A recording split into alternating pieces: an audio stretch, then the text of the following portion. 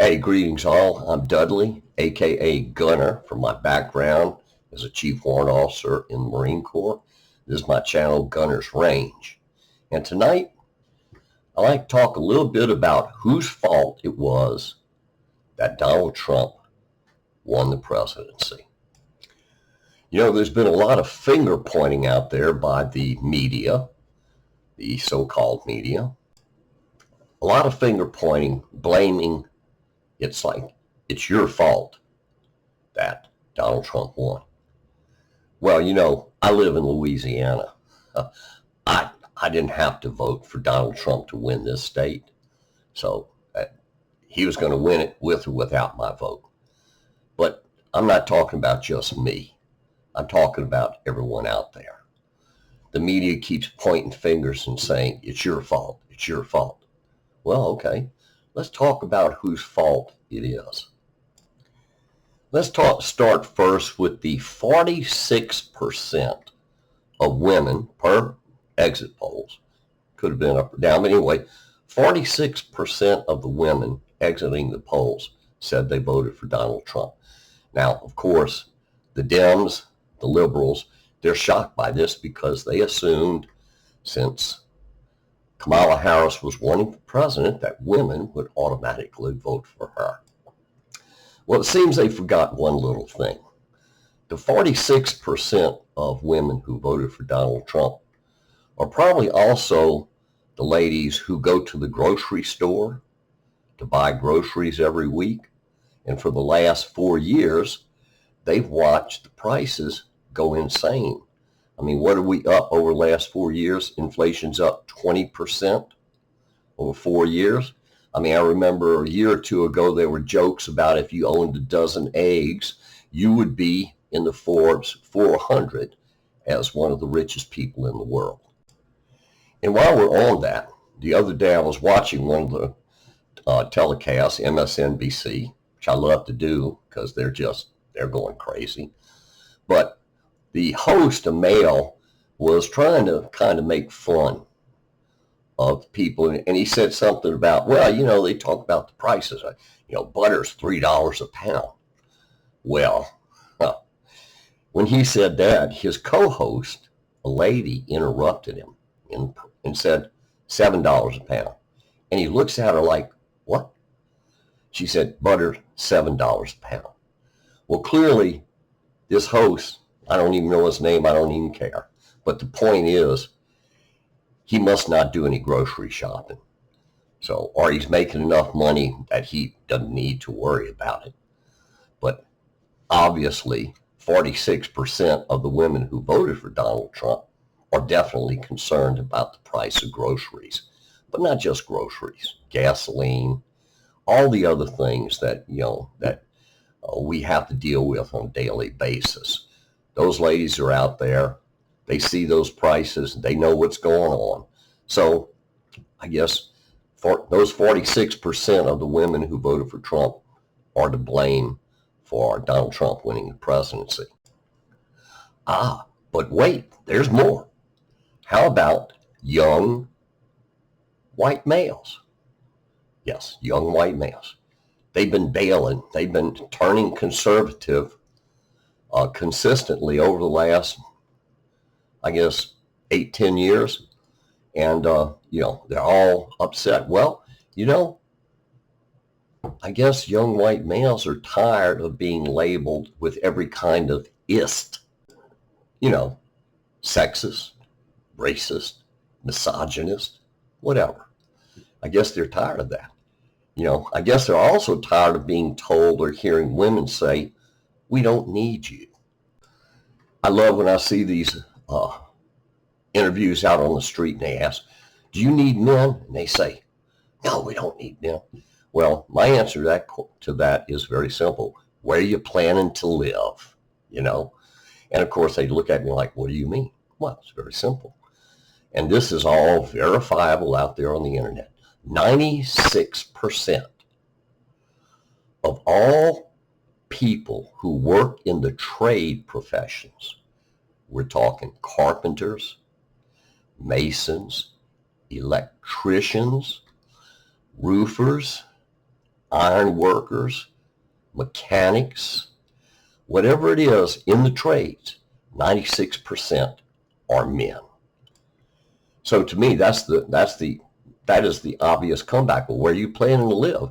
Because without men, no, there's not going to be any houses out there because they're the ones building them.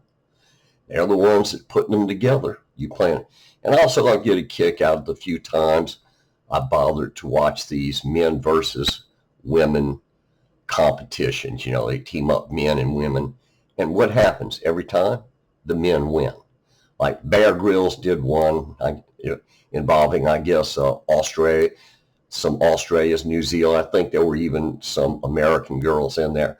Well, I remember watching part of it, and it was hilarious because the women didn't even know how to start a fire without a match or without something. Now, in their defense, the men really had a little trouble themselves, but they knew how. They just had to practice it and do it enough until they got the fire going. It took them a little while, but hey, they did it. They knew how to start a fire. They just had to know how to make it work, and they did. And so you get into these competitions. No, we don't need men. Well, I don't know where you plan to live, and I sure hope you've got a match to start a fire because you're going to have a hard time living without them. And the next group, Latinos, Hispanics. Now, I'll tell you right now, I have many Latino relatives in Southern California, even though I'm in Louisiana. My aunt married Uncle Paul, a Mexican. They settled in Downey, California. And so I have beaucoup Latino relatives in that area. And as you might guess, with the background from Louisiana and Uncle Paul, Mexican, Catholic. And Catholics don't like the Democratic bent, their views, their doctrine about abortion. And that's one of the reasons I think Latinos have begun to shy away from the Democratic Party. Because, like it or not, religion is a big deal to them. And the Dems don't get that. So, and then you have, also Black Americans have been abandoning the Democratic Party. Now, I'll tell you right now, I vote for the person. I don't vote a party. And I have voted, even though I'm in Baton Rouge, Louisiana, I have voted for Democrats because I knew the person. It wasn't the party, it was the person.